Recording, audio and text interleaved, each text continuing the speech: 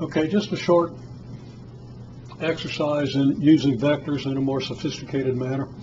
The net force is equal to the weight plus the frictional force plus the normal force. All these three are vectors, and they can be expressed as vectors in this coordinate system as well as they can in the XY coordinate system we used in our original analysis.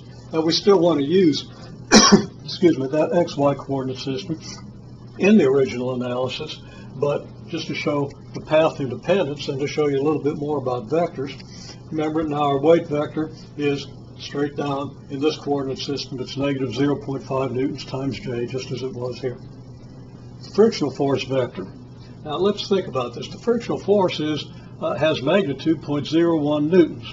Now instead of working out the components to that vector in a way similar to the way we worked out the components of our displacement vector over here, I'm going to work out the frictional force vector based on a unit vector in the direction of the delta S vector. And I'm going to use the delta S vector.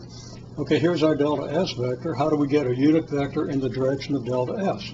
If we get a unit vector in the direction of delta S, then we can just multiply it by 0.01 newtons, as you see I've done here, and we get the frictional force vector.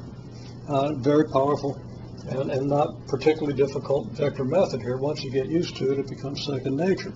Well, the unit vector in the direction of delta S, I claim, is mu equals negative I minus 0.05 j. Now, you argue that that's not a unit vector because obviously this component is 1 and this component is a little bigger than 1. Well, you square that component, you're going to get 0.0025. You take the square root of 1.0025 and you get something like 1.0125. Okay, so it's off by maybe a percent. We could adjust this value of I, the coefficient of I. It's not exactly 1. It's a little less than 1 to compensate for this. And you can use the Pythagorean theorem to do that.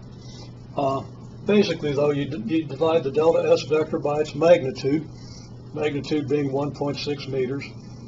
And, of course, the meters divide out. You end up with a unitless vector. This comes out 1 in the approximation we're using here. Remember, the I component is only approximately equal to negative 1.6 meters, though. If you use the Pythagorean theorem, you do come out with something a little less. If you use that little less instead of the 1.6 and then divide it by the 1.6, you're going to get the correct I component. The J component will also be a little different than negative 0.05, but it's going to be a pretty insignificant difference. So the basic idea is you divide delta S by its magnitude, you get the unit vector, and it's approximately equal to this.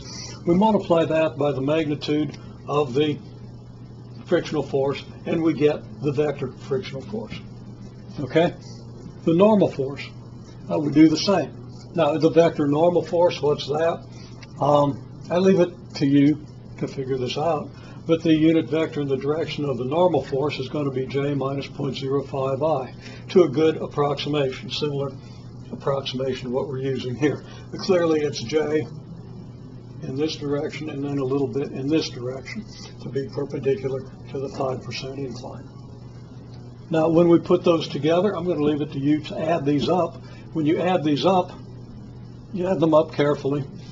Make sure you add the I components and don't add a J component to an I component and add the J components and so forth. See what you get and see how it reconciles with everything else we've done in this problem.